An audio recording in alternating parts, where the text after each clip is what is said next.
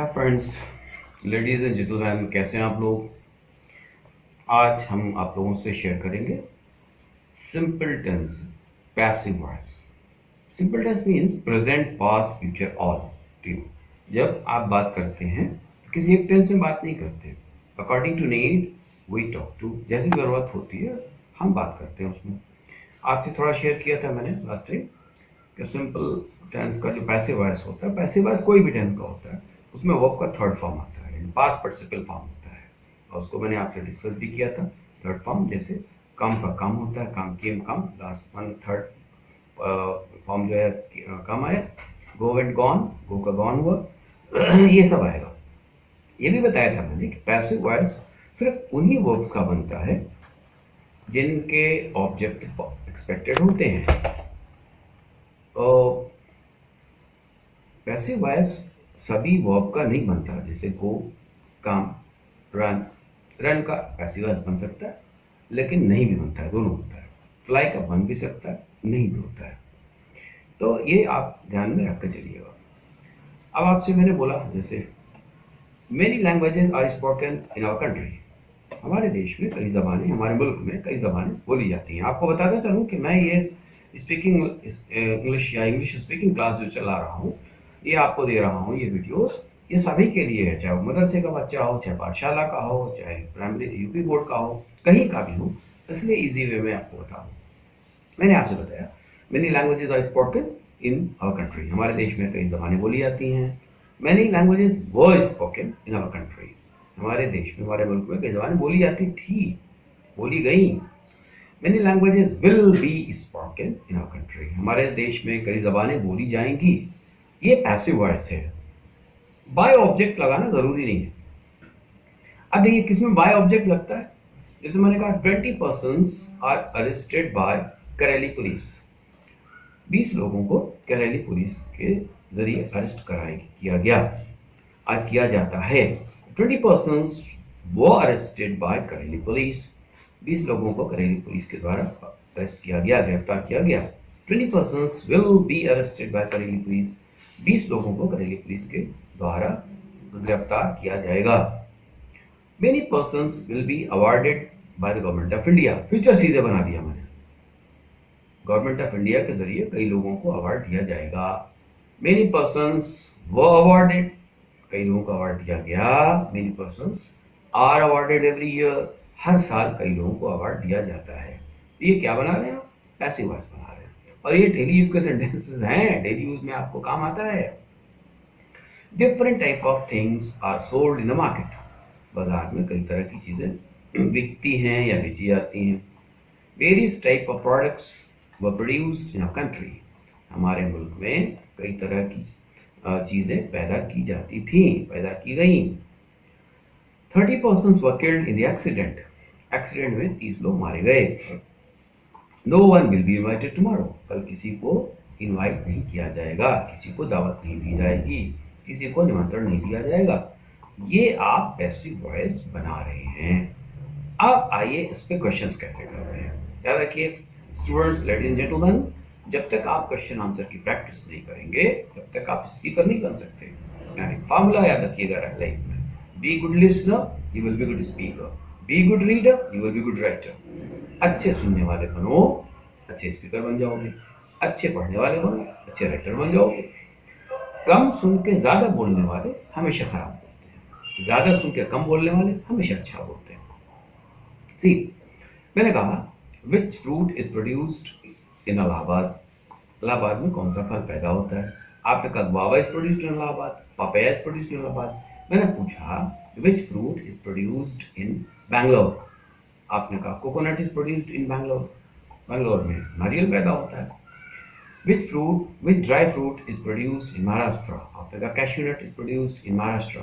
महाराष्ट्र में कौन सा मेवा पैदा होता है। आपने कहा काजू पैदा होता है। मैंने पूछा आपसे which dry fruit is produced in Kashmir. आपने कहा almond is produced in Kashmir. Kashmir में कौन सा मेवा पैदा होता है। आपने कहा ये बादाम पैदा होता है। Who was awarded last year. पिछले साल किसको अवार्ड दिया गया था। आपने कहा my friend was awarded last year, my uncle was awarded last year, I was awarded last year. मेरे दोस्त को अवार्ड दिया गया था, मुझे दिया गया था। अब देखिए पैसिव में बाय होम भी आता है, जैसे एक्टिव में हुम आएगा और पैसिव में by whom. By whom was India defeated in the match? India was defeated by no team. Match में इंडिया को किस टीम ने हराया, या इंडिया को किसके द्वारा हराया गया? आपने कहा तो नो वन, किसी टीम ने नहीं हराया था, किसी के जरिए नहीं हराया गया, बाय नो वन। आपने बोला by whom is this work done, ये काम किसके द्वारा किया जाता है? आपने कहा this work is done by me, ये काम मेरे द्वारा किया जाता है, मेरे जरिए किया जाता है। मैंने कहा by whom will this dish be prepared, ये खाना किसके जरिए तैयार किया जाएगा?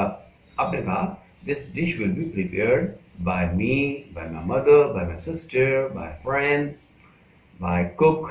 ये खाना मेरे जरिए तैयार किया जाएगा, मेरे द्वारा तैयार किया जाएगा, माँ के द्वारा, बहन के द्वारा। ये तमाम आंसर आप दे सकते हैं। आपसे मैंने पूछा how many books will be published this year, इस साल कितनी किताबें पब्लिश की जाएंगी? अब आंसर आपको एक भी बताया था मैंने, आपने कहा I don't have any idea, मुझे नहीं पता यार, I don't know, I can't say, मैं नहीं कह सकता। ये सब आंसर हो गए। फिर आपने बोला कि many books will be published this year, 20 books will be published this year, कई किताबें पब्लिश की जाएंगी इस साल, 20 किताबें इस साल पब्लिश की जाएंगी। मैंने पूछा विच type of persons will be invited, कैसे लोगों को इनवाइट किया जाएगा? आपने कहा doctors will be invited, doctor लोगों को इनवाइट किया जाएगा। ये सब आपने पैसिव के फॉर्म में आपने डिस्कस किया। अब इसमें एक और फार्मूला आता है, जैसे किया जाता है, किया जाना है, किया जाना था और किया जाना होगा, इस टाइप के सेंटेंसेस। इसमें आएगा इज एम आर के साथ to plus be plus verb third form, has had के साथ to plus be plus verb third form, और पास्ट में क्या होगा? हैड टू बी या was were to be plus verb third form, future में will have to be plus verb third form. अब आइए देखते हैं sentences. This work is to be done by you, ये काम तुम्हारे द्वारा किया जाना है। This work has to be done by you, ये काम तुम्हारे द्वारा किया जाना है। दोनों एक ही सेंटेंस हुए। मैंने कहा many persons are to be invited here, यहाँ कई लोगों को इनवाइट किया जाना है। Many persons have to be invited here, यहाँ पे कई लोगों को इनवाइट किया जाना है। अब इसको पास में ले जाओ, no one was to be invited here, यहाँ किसी को इनवाइट नहीं किया जाना था। No one had to be invited here, यहाँ किसी को भी इनवाइट नहीं किया जाना था। अब फ्यूचर में आइए, मैंने कहा many houses will have to be demolished, कई घरों को गिराया जाना होगा। Some important persons will have to be invited, कुछ इंपॉर्टेंट लोगों को, अहम लोगों को इनवाइट किया जाना होगा। तो ये पैसिव वॉइस इनका भी बन गया। अब आइए इस पे हम क्वेश्चन करते हैं। आपसे मैंने कहा who is to be invited today, आज किसको इनवाइट किया जाना है? तो इसका आंसर एक ये भी हो गया, आई हैव नो आइडिया, मुझे कोई आइडिया नहीं है। आपने कहा my friend is to be invited.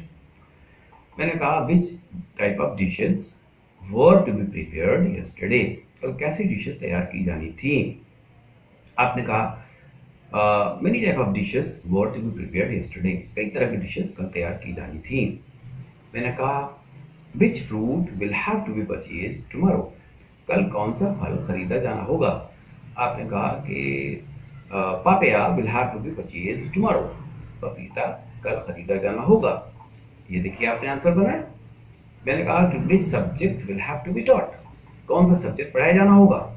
आपने कहा it depends upon teacher, teacher के ऊपर डिपेंड करता है। फिर आपने कहा English language will have to be taught, English language पढ़ाया जाना होगा। मैंने कहा which type of persons were to be awarded, कैसे लोगों को अवार्ड दिया जाना था? आपने कहा some brave persons were to be awarded, बहादुर लोगों को अवार्ड दिया जाना था। तो फ्रेंड्स आज हमने डिस्कस किया सिंपल टेंस, पैसिव वॉइस। उसके बाद मैं आपको ले चलता हूँ सबसे easy tense, easiest of all tenses, continuous, जो दो जगहों पे यूज किया जाता है, एक तो कॉन्टिन्यूएशन में और दूसरा प्लानिंग में। और आप ये अगर सोचते हैं कि टेंस को बगैर डिस्कस किए हुए आपको इंग्लिश स्पीकिंग आ जाएगी, तो नहीं आएगी, वो बिल्कुल रफ होगी, जैसे आएगी वैसे भूल भी जाएंगे।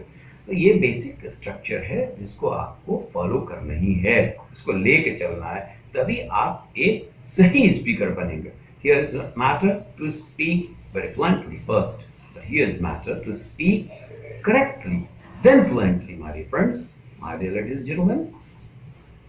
तो मैं आपको बता रहा था कि कॉन्टिन्यूअस टेंस, इसका एक्टिव वॉइस जो होता है उसमें आईएनजी फॉर्म आता है। कौन सा फॉर्म आता है? आईएनजी। और अगर प्रेजेंट है तो इज एम आर आएगा, पास्ट है तो वाज वर आएगा, फ्यूचर है तो विल शैल के साथ बी आएगा। अब आपने कहा कि मैं पढ़ रहा हूँ, देखिए हिंदी में लेके चलता हूँ आपको, ये उर्दू में भी है।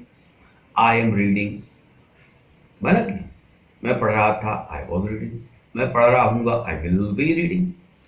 वे लोग आज आ रहे हैं, दे आर कमिंग टुडे। वे लोग कल आ रहे थे, दे वर कमिंग यस्टरडे। वे लोग कल आ रहे होंगे, दे विल बी कमिंग टुमारो। अब देखिए पहला सेंटेंस जो था वो कंटिन्यूएशन में था, दूसरा है प्लानिंग का, याद रखिए ये दोनों में यूज होता है। मैंने कहा we all are enjoying here, हम सब यहाँ मजे ले रहे हैं, कंटिन्यूएशन हो गया। We all were enjoying here, हम सब यहाँ मजे ले रहे थे। We all will be enjoying here, हम सब यहाँ मजे ले रहे होंगे। गर्ल्स आर सिंगिंग वेल, लड़कियां अच्छी तरह गा रही हैं। गर्ल्स वो वर नहीं होता, याद रखिएगा, WERE को वो पढ़ते हैं, याद रखिएगा। मैं आपको ब्रिटिश एक्सेंट्स के साथ पढ़ा रहा हूँ। ब्रिटिश एक्सेंट्स में याद रखिएगा वॉल साउंड की, वॉल जानते हैं, AEIOUN, AREAIOO, ये वॉल की साउंड्स होती हैं। तो इसके जो लेटर्स आते हैं जब किसी आर के पहले आएंगे तो वहाँ आर को साइलेंट कर दिया जाता है। तो मैं आपसे बात कर रहा था, we are enjoying here, we were enjoying here, we will be enjoying here।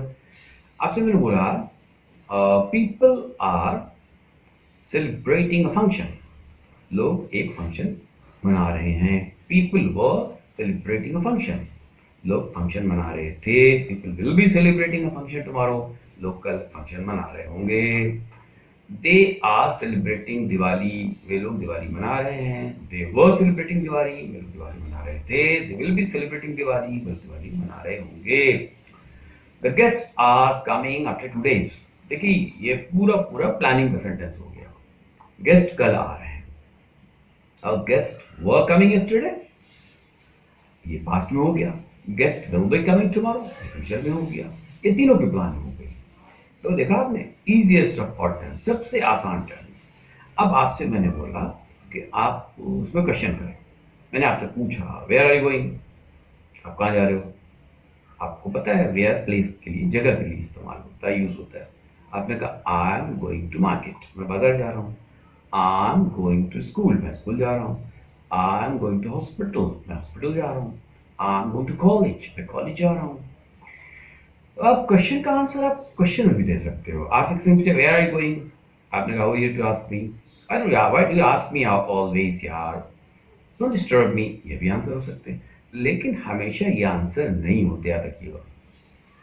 आपने किसी ने पूछा व्हाट आर यू डूइंग, क्या कर रहे हो, आपने कहा I am reading, I am studying, I am eating, ढेर सारे आंसर। मैं पढ़ रहा हूँ, मैं खाना खा रहा हूँ। आपसे किसी ने पूछा who is going to Lucknow with you, तुम्हारे साथ लखनऊ कौन जा रहा है। आपने कहा my uncle is going to Lucknow with me, my father is going to Lucknow with me, my mom is going to Lucknow with me, मेरे फादर जा रहे हैं, मेरी मॉम जा रही हैं। ये तमाम आंसर आप दे सकते हो। मैंने पूछा when were you going to Delhi, तुम दिल्ली कब जा रहे थे। मैंने मतलब टाइम, वक्त, समय। आपने कहा I was going to Delhi yesterday, मैं दिल्ली कल जा रहा था।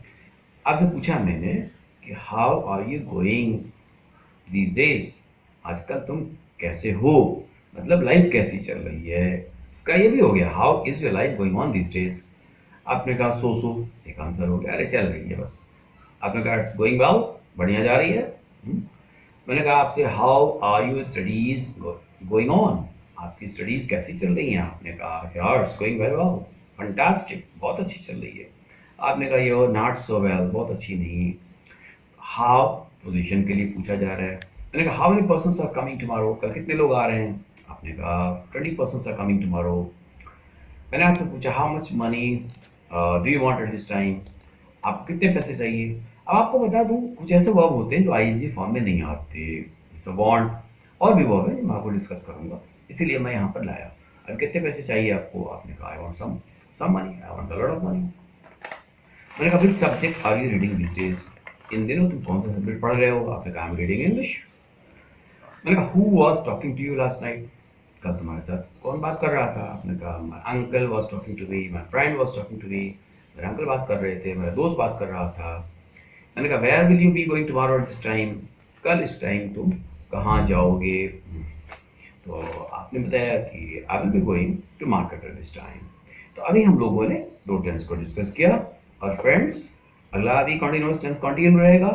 और आप जो है चैनल को सब्सक्राइब करना, लाइक करना ना भूलें और बेल आइकन जरूर दबा दें। Thank you.